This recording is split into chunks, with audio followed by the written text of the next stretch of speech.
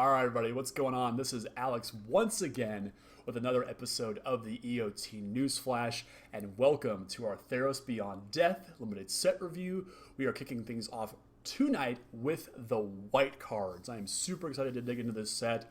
Very, very hyped about it. I haven't been this excited for a limited set since War of the Spark, so I'm really excited to dig into these cards here. A quick couple of notes. If you've not seen one of our set reviews before, we are operating on a 4-point scale. Ones being the cards you should probably never play. They are the bottom of the barrel draft chaff.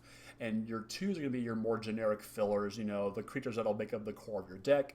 3s are more premium cards, occasional rares, premium removal, and your signpost uncommons, especially the gold ones.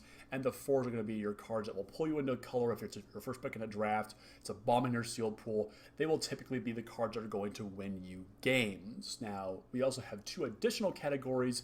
S is for sideboard cards, which are going to be brought in against threats that your opponent that would present you with that might not be a traditional threat. So if they have something like a busted enchantment or, you know, an artifact that needs to be removed in a particular way, that's where cards like that come into play. And we also have Bs for build around, which are the cards that need to have your deck constructed in a rather specific way to make sure that the card functions correctly. Otherwise, it just kind of doesn't do anything. So with that out of the way, let's jump right into our first white card with Alseid of Life's Bounty, a single white for an uncommon 1/1 enchantment creature. That's right. There are a ton of enchantment creatures in this set, and we'll cover all of them as well. As a nymph with lifelink, and you can pay a single generic mana to sacrifice Alseid, and target creature or enchantment you control gains protection from the color of your choice until the end of turn. Now, in a pretty low-to-the-ground aggressive white deck, this is going to do a lot of work here, and I really like the ability to pay that that mana to sacrifice it and give one of your permanents a protection from a color, so blanking a removal spell, basically acting like an onboard God's Willing, which I think is pretty neat, and especially being as cheap as it is, it's a great trigger for Constellation, which we will get to here shortly. So I give Alseid here a 2. Moving right along, got a power uncommon here. We have Archon of Falling Stars, 4 white for a creature Archon at uncommon, 4/4 flyer, already solid stats there. But when it dies, you may return target enchantment card from your graveyard back to the battlefield. Now, in a lot of cases, this would go to your hand, and that's not going to do any good. But if you've got some powerful enchantments that have already been destroyed or removed from play, this is going to go and get them back. So your opponent really has to kind of decide, do they want to take this thing out and risk you bringing something back? And that's not a winning battle right there. Huge body. I love a reanimated effect on a card like this. This is a solid 2.5, a great top of the curve filler for a more mid-rangey white deck. Next up, we have Archon of Sun's Grace, our first Constellation card. 2 white for a creature Archon at rare, 3/4 flying lifelink. Pegasus creatures you control have lifelink. Full stop, the card's already amazing. But we get a little extra value here. Whenever an enchantment enters the battlefield under your control, you trigger the Constellation, which is always triggered by an artifact or an enchantment entering the battlefield, and it creates a 2/2 white Pegasus token with flying. This thing is pretty nutty. Like I said, without the Constellation, this thing is already quite powerful. It would be a solid 3 at that point, just with that. With just a couple of enchantments, though, you know, if you get maybe 1 or 2 triggers off this card, it's going to be absolutely insane. So it does have a small build-around component to it, but there are enough enchantments in this set that I don't think you're going to be too much, hurting too much to actually get this trigger to go off. So this is a solid 3 for me. Very, very powerful first pick, and will make a lot of your white limited decks as well. Talking about white cards that will always make your limited decks, we've got Banishing Light next. 2 white enchantment at uncommon. As it enters the battlefield, exile target non-land permanent an opponent controls until Banishing Light leaves the battlefield. So this is our Oblivion Ring effect. Also a reprint from original Theros block. So if you got a problem, it's gone. Great for triggering Constellation. And there's actually a great Flicker card in this set as well that I think you can do some interesting things with Banishing Light as well. Straightforward, bread and butter. This is a solid 3. Always play this. Easy first pick as well.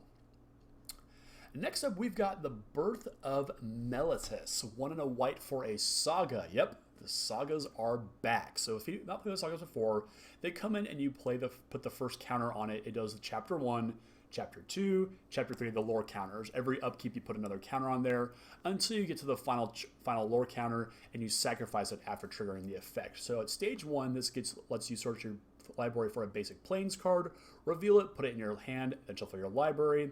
Level 2, you get a 0/4 colorless wall artifact creature token with Defender, and at stage 3, it gains you 2 life. So this is actually a pretty wild card here. I love the idea and design behind the sagas that for such a relatively small investment, especially early on in the game like this, you're going to generate a ton of advantage. So mana ramp in white, planar chaos much, the free almost a Wall of Omens effect, and to gain that life is just a ton of value for such a small cost. So I really like this card a lot. If the format is relatively slow, this is going to be a great turn 2 play to make sure you're setting up for later turns.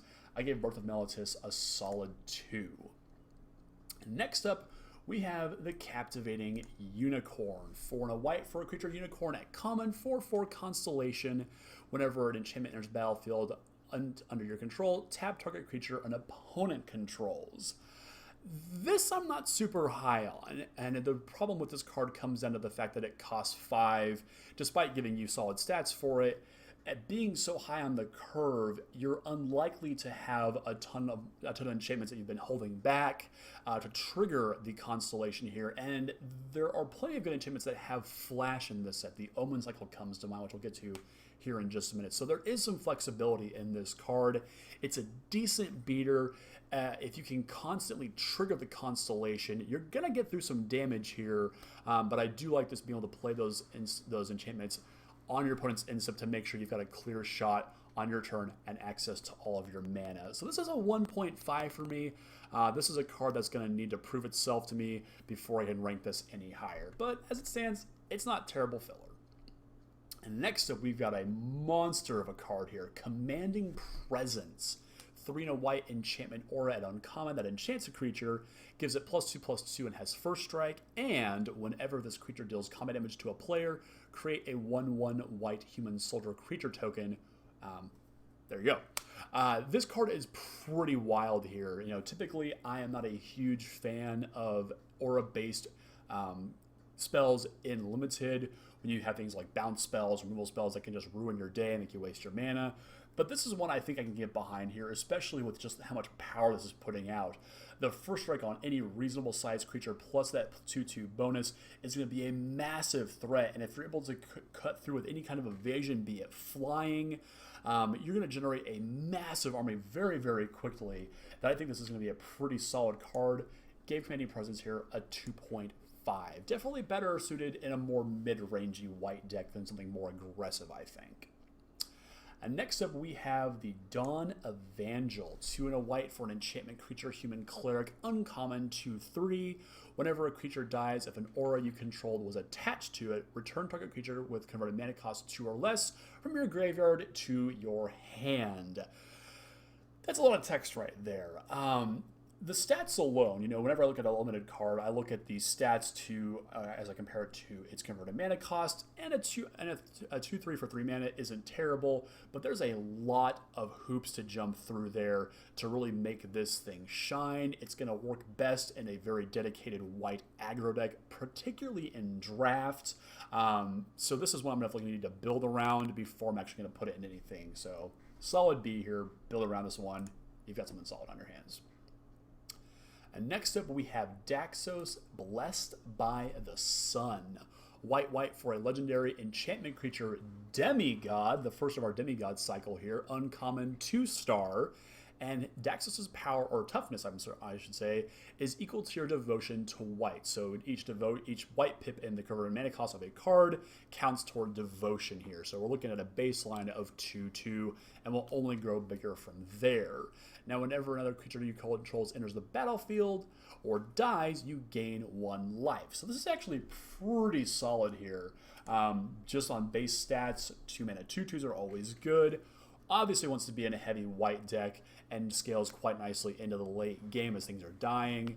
The only downside of this is that the double white on turn 2 may be hard to hit for some decks that aren't dedicated to the color, so that's the only downside to it here. But other than that, Daxos is a slam dunk, 2.5, very, very solid card in any aggressive or mid-range white deck.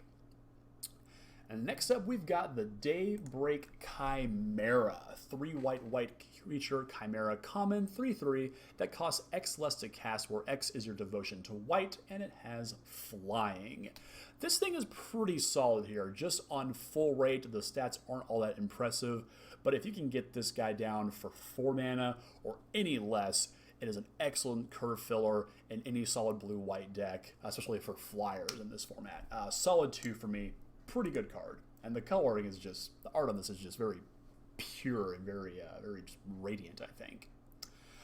Next up, we've got Dreadful Apathy, which is also the name of my new band.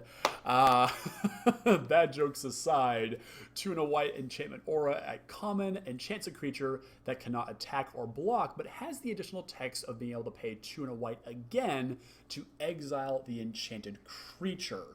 So this is a pacifism-esque effects with that additional text on there. And it's great to be able to remove something permanently. So, when you had a creature, that would die from being under pacifism, it's going to go to the graveyard, obviously. And there's a good number of reasons why you don't want things in the graveyard for this set. And we'll get to some of those here in just a minute. So being able to pay 6 mana all in to exile a creature permanently is quite powerful here. And being able to rebuy this enchantment later in the game, also very good as well. So this is a solid 2.5 for me, a very flexible card indeed. Next up, we have the Eidolon of Obstruction. 1 and a white, 2/1, first strike enchantment creature spirit at rare. Loyalty abilities of planeswalkers your opponent control cost 1 more to activate. Man, can you imagine if all planeswalker abilities required mana to activate? What a world, right? Anyway, you can basically ignore that last line of text there because there's only 3 planeswalkers in the set. The likelihood of dealing with one at any point in the game, quite low. So basically we are looking at a 2/1 with first strike, and that's quite powerful. This is a great beater in an aggressive white deck. We'll trade up a lot of times, and any kind of combat trick on this guy will make this a force to be reckoned with. Solid 2.5 for me. Next up, we have another one of our sagas here. We have Elspeth Conquers Death. This is the moment where Elspeth sort of frees herself from the underworld on Theros. 3 white for a saga. At stage 1, you exile target permanent an opponent controls looking for a mana cost 3 or greater. Stage 2, non-creature spells your opponent casts will now cost 2 more to cast until your next turn. And at stage 3, return target creature or planeswalker from your graveyard to the battlefield, put a +1/+1 counter or a loyalty counter on it, depending on the type of card that it is. So this thing is pretty wild here.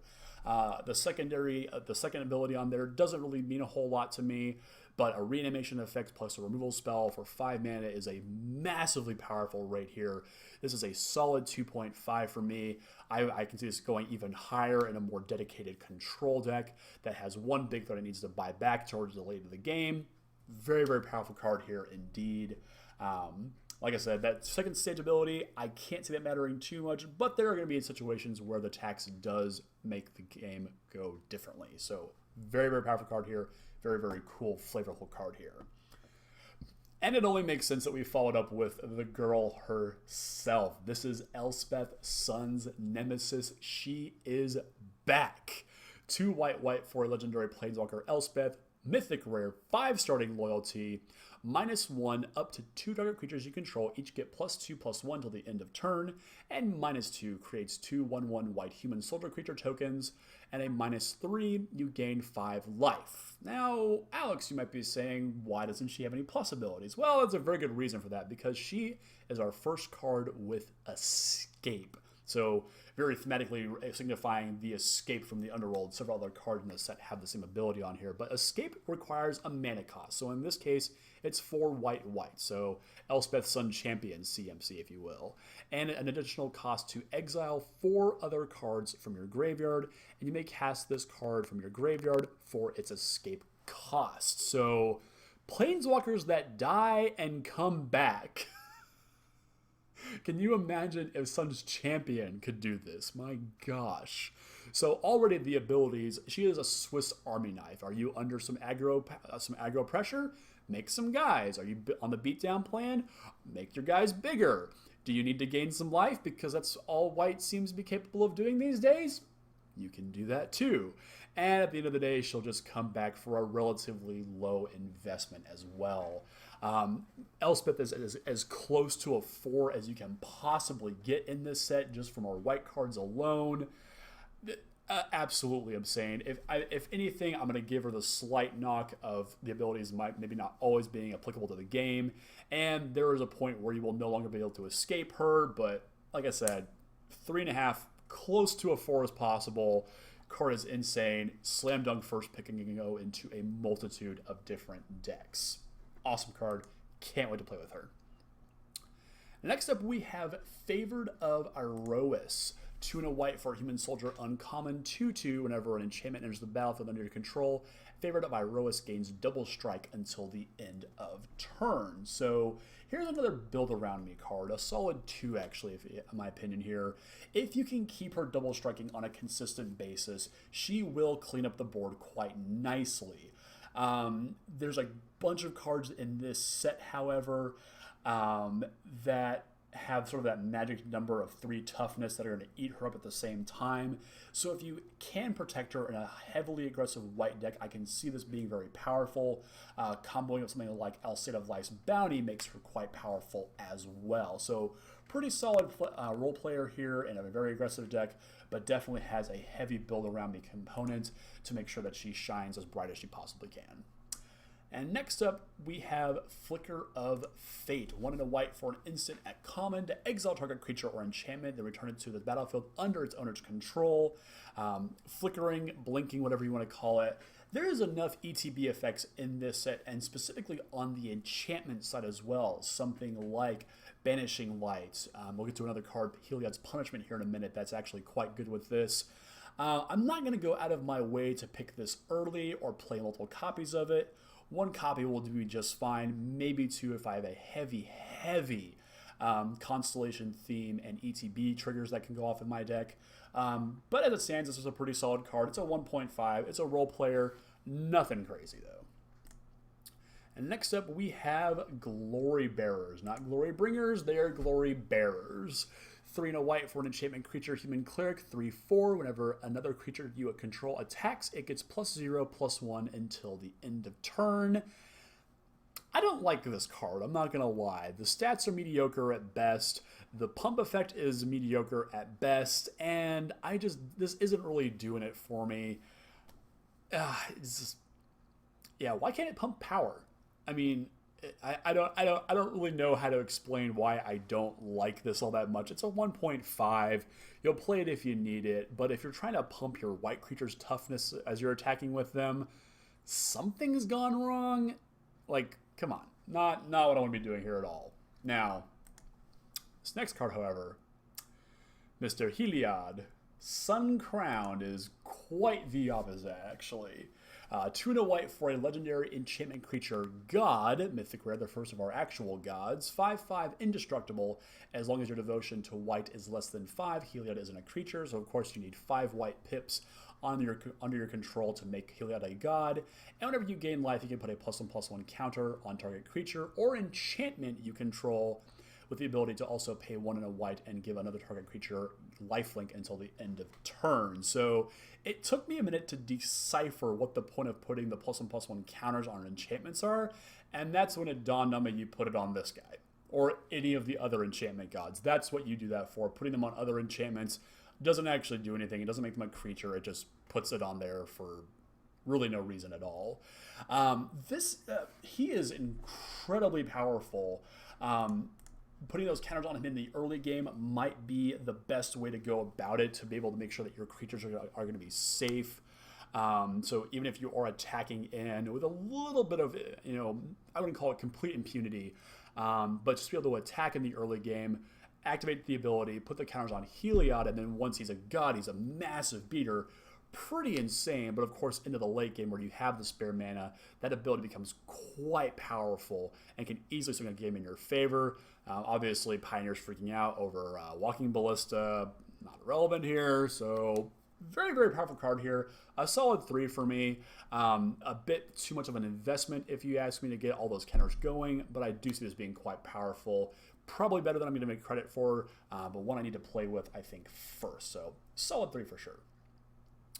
And next up we have his Intervention, Heliod's Intervention. X white, instant at rare, choose 1, destroy X target artifacts and or enchantments, or target player gains twice X life. So this is a bit of a role player card here. Your opponent will need to present you with targets to make that first ability actually be relevant, but gaining life is never the worst thing in the world in a game of limited, especially if you can drag the game into a later point where your more controlling mid-range deck can really capitalize on all that life being gained. This is a solid 2.5 for me. Like I said, the scaling removal is quite powerful. But again, your opponent does need to present you with targets. Otherwise, this is just going to rot in your hand until you can actually get to a point where the life gain is somewhat relevant. I would say you had to hit this for somewhere around X equals 3 before the mana investment actually becomes worth the life gain and the mana you spent into it. So, pretty good card, but nothing fancy. And next up, we have Heliod's Pilgrim, 2 and a white for a human cleric common, 1/2 that enters the battlefield and lets you search your library for an aura card, reveal it, and put it into your hand, and then shuffle your library. So again, another build around card, simply because you want to have auras in your deck. Go figure. 3 to 4 is probably the sweet spot for playing Heliod's Pilgrim here. Any less than that, and the chances of you drawing them early or, not drawing the Pilgrim at all is just kind of awkward. So I'd rather have enough targets so that even if I draw her late, I still have targets to go get with her. She's a 2 for the versatility, but again, has that build around me component as well. Good filler though. And next up, we've got Heliod's Punishment. This is what happens when you piss off the other gods. 1 and a white enchantment aura at uncommon. Great to go get with Heliod's Pilgrim. Enchants a creature, and the enchanted creature enters the battlefield with 4 task counters on it. So think of this kind of like the trials of Hercules in a sense. Enchanted creature can't attack or block and loses all abilities, but gains tap, remove a task counter from Heliod's Punishment. Then if this has no task counters on it, destroy Heliod's Punishment. So apparently Eternity carrying a boulder, or like, kind of like what Atlas did, is the equivalent of 4 turns in Magic. I need to call a flavor judge on that one. But hey, it's whatever. So at minimum, you're getting 3 turns of reprieve from a particular target under the situation that your opponent did not attack with a creature that no longer has summoning sickness. Otherwise, it's going to be 4 turns to get this thing to come off. This is a great card, I think, to go with Flicker of Fate to be able to blink it and reset the counters back on the creature. Some cool combo potential there. Again, it's great to go get with Heliod's Pilgrim. This is a very powerful card here, but just the fact that it isn't a permanent solution is a bit of a downer, but still a solid 2.5 for me. Very good stuff. Next up, we've got Hero of the Pride. 1 and a white for a cat soldier at common, 2/2. Whenever you cast a spell that targets Hero of the Pride, creatures you control get +1/+0 till the end of turn. Now, Heroic doesn't exist in this set, but as I believe now I've seen, every creature with the Heroic-esque ability without it being keyword has Hero in its name. So that's kind of your solution there, I guess. I'm not a huge fan of this card particularly. It's at its best in a very go-wide, aggressive deck with a couple of pump spells to get through, but definitely can enable some early alpha strikes if you get that board with, say, going wide enough. One good combat trick will make this thing push through a ton of damage, but by itself, it just doesn't stand to impress all that much. This is a 1.5 for me. And this one's not much better because it's Hero of the Winds. It's basically the exact same card, except it's a 4 mana human soldier, 1/4 uncommon with flying. It does the exact same thing. Flying makes it better, I guess. Yeah, I bumped this thing up to a 2 simply because it has a pretty sizable body on it that can take some good hits. And if this is going to be like at the top of your curve in an aggressive deck, this might be the way to actually pull a game out, because at least this is getting through for whatever damage you're going to be pushing through with those pump spells. So solid 2, but nothing all that fancy. Next up, we have got what I'm calling our Thoughtseize of the set, Idyllic Tutor, a very expensive card, about a $30 reprint that's been given to us here. 2 and a white sorcery at rare to let you search your library for an enchantment card, reveal it, and put it into your hand, and then shuffle your library. So the only thing that's holding this card back is the fact that you have to have good targets for it. A 3-mana tax on any particular enchantment probably isn't worth it unless it's winning the game, and there just isn't really a card like that in this set. If you have a multitude, and I do mean a multitude, we're talking 3+ targets for this card, I can see it being powerful, but beyond that, it's just not all that impressive. Heavy build around me components. You'll be tempted to take it first pick in your local game store drafts, but just because of the value, I can get the argument. I understand. I would do it myself, but just, keep all that in mind. This is a build around for sure. Next up, we've got Indomitable Will. 1 and a white for an enchantment or a common with flash, enchant creature, and it gets +1/+2. This is what I'm talking about here in terms of good combat tricks here, because they're triggering Constellation, they're pushing combat damage through, they're great on all the hero cards. This is probably one of my favorite combat tricks in the set thus far. This is a solid 2 for me. I love an instant speed trigger for Constellation, playing it at the end of turn in response to blocks before damage. There's a lot of cool flexibility in this card, as any good card with flash will give. Like I said, this is a solid 2 for me. Very cool card. Love a good combat trick like this. And next up, we have Karametra's Blessing. A whole lot of words on a combat trick. Single white mana gets you an instant at common to give a creature +2/+2 until the end of turn. Now, if it's an enchanted creature or an enchantment creature, it also gains hexproof and indestructible until the end of turn. So that's also very cool. And of course, you'll often be triggering that because you've got a ton of enchantment creatures in this set. So I would say your odds of triggering it, pretty good to get the full text there. Give us one a solid 2. This will be a premium combat trick for any aggressive deck.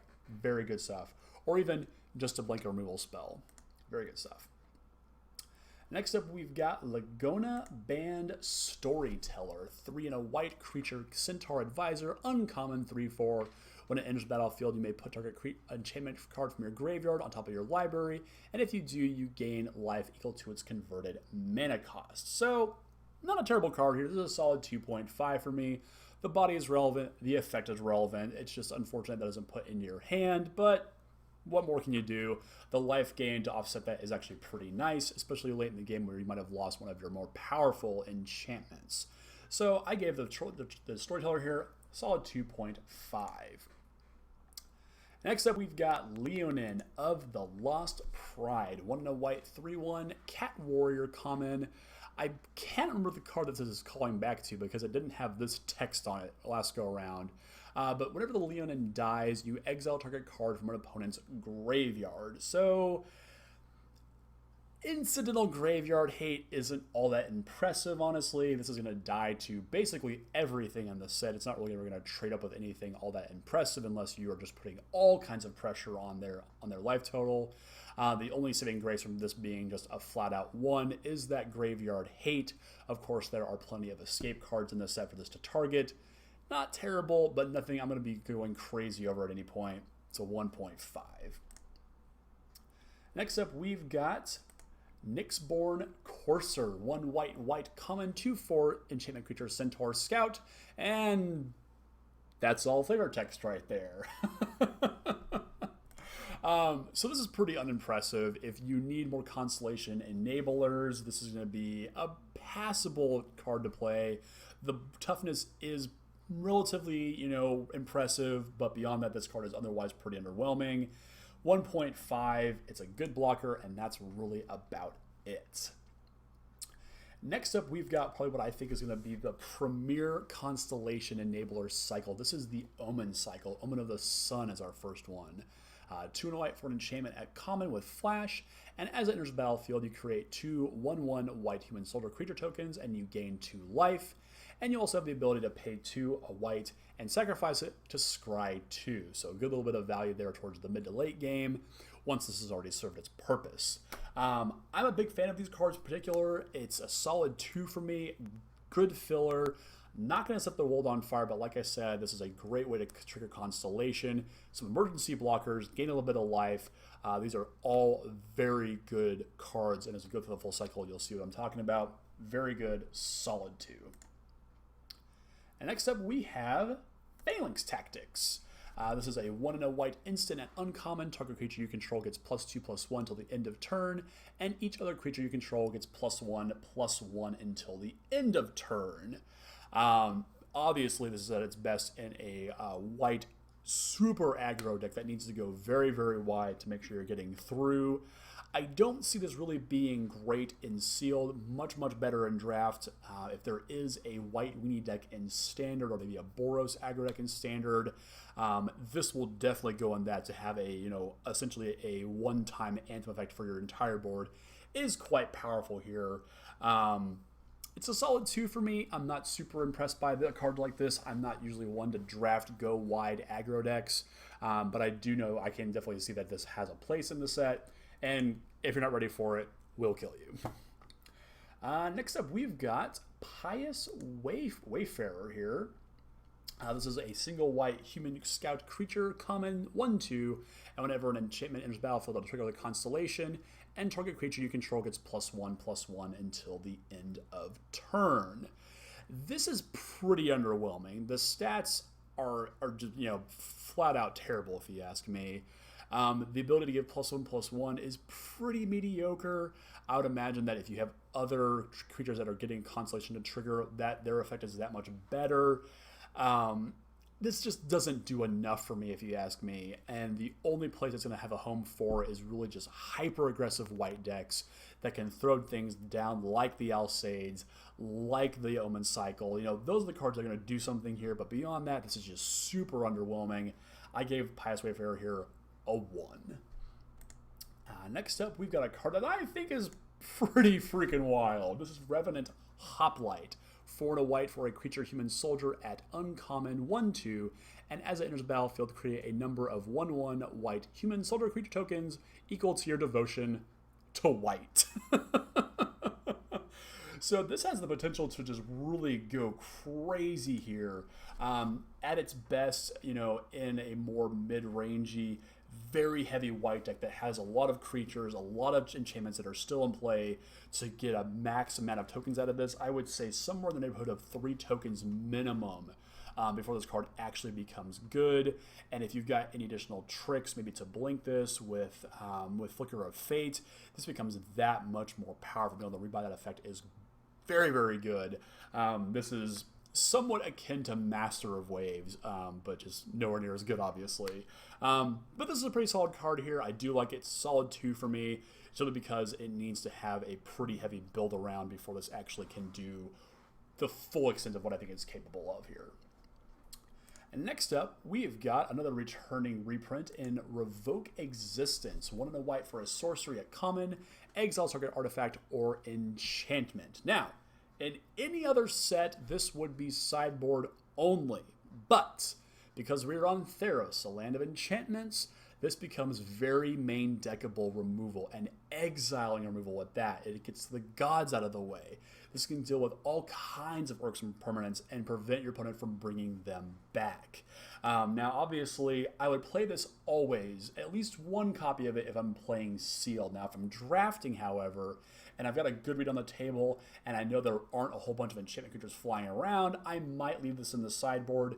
Obviously, use your best judgment. For the most part, however, this is a solid 2 and a very good main deckable, albeit a bit conditional removal spell. Good stuff, though.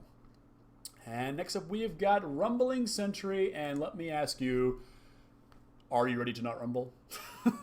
Because this card is pretty underwhelming. 3 white for a creature giant at common. 3/6 when it enters the battlefield, you scry 1. Just no.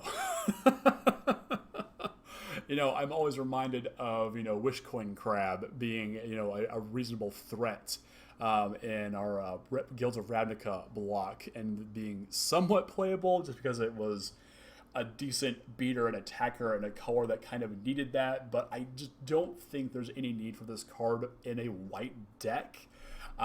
It's a 1.5 for me. If the format's slow, you maybe have a shot, but otherwise, this guy is not a rambling man. 1.5, moving on. Next up, we've got Sentinel's Eyes. 1 white for enchantment aura. A common enchanted creature gives it +1/+1 in vigilance, and you can escape it by paying a white and exiling 2 other cards from your graveyard. This one is pretty lackluster as well. The impact just isn't all that great. Vigilance is nice, but I think you could be doing a whole lot more in an aggressive deck and not have to worry about getting blown out by a piece of removal on your creature here. This is a 1.5. The only real upside is that it is going to be constantly triggering your constellation for you.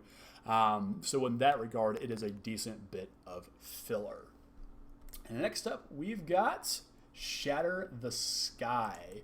2 white for a sorcery at rare. Each player who controls a creature with power 4 or greater draws a card, and then you destroy all creatures. This is our unconditional sort of, not unconditional, but just conditional wrath in the format. Very, very powerful card here. Obviously will only be at home in a mid-range or control deck and limited. I did a quick scan of the set, and I was impressed to see just how often that line of text about drawing a card is not going to trigger unless you've already got some buffs in play. Not a lot of cards that actually have that magic number of 4 in this set, so not a huge downside. This is a solid 3 in any deck that can take advantage of it. Obviously, your more mid-range and control decks, aggro decks, steer clear and hope they don't fire this off against you. Next up, we've got Sunmane Pegasus. 3 and a white for a Pegasus at common, flying 2/3. You can pay 1 and a white to give it vigilance and lifelink until the end of turn.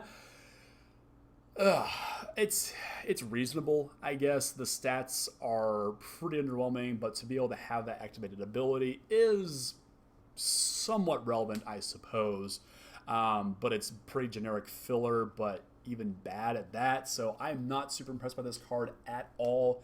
It's a 1.5 to a 2. Your mileage may vary. Not a card I'm looking to start in any deck. Next up is a card that I will be happy to start in just about any white deck. This is Taranika, a Crowan veteran. 1 white legendary creature, human soldier at rare, 3/3 of vigilance. And whenever she attacks, you untap another target creature you control until the end of turn. That creature has base power and toughness 4/4 and gains indestructible. Now, I'm not going to lie, I missed the legendary clause on this to begin with.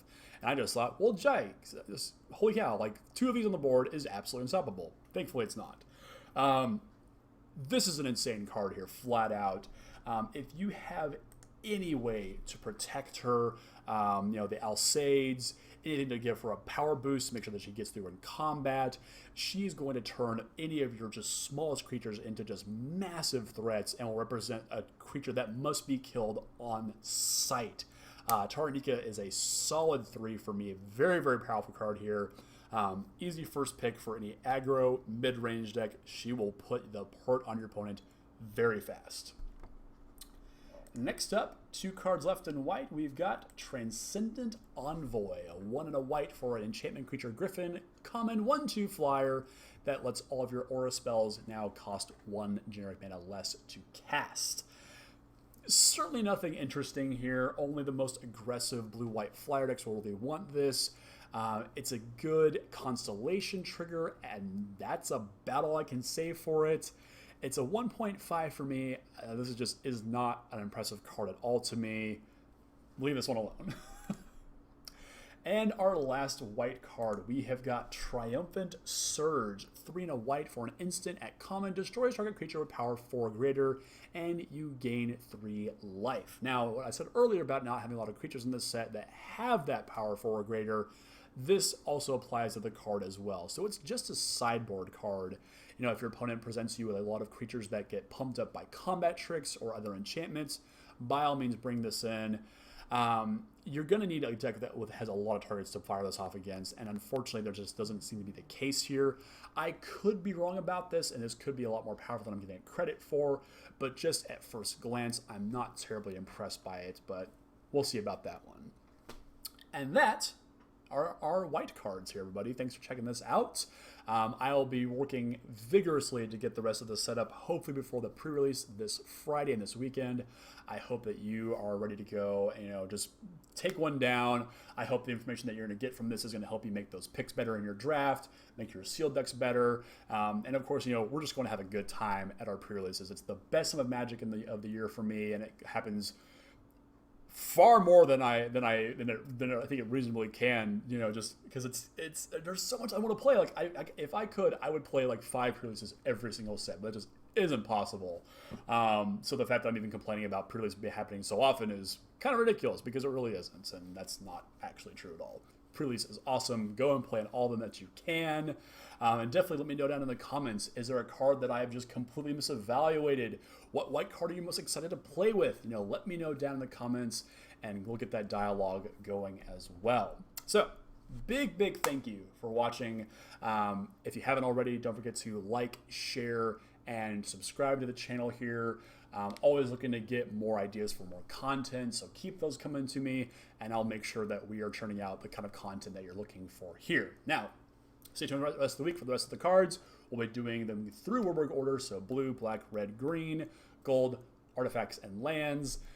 And by the end of this, if my voice is gone, well, it was all worth it. So thanks for watching again, everybody. Have a great night.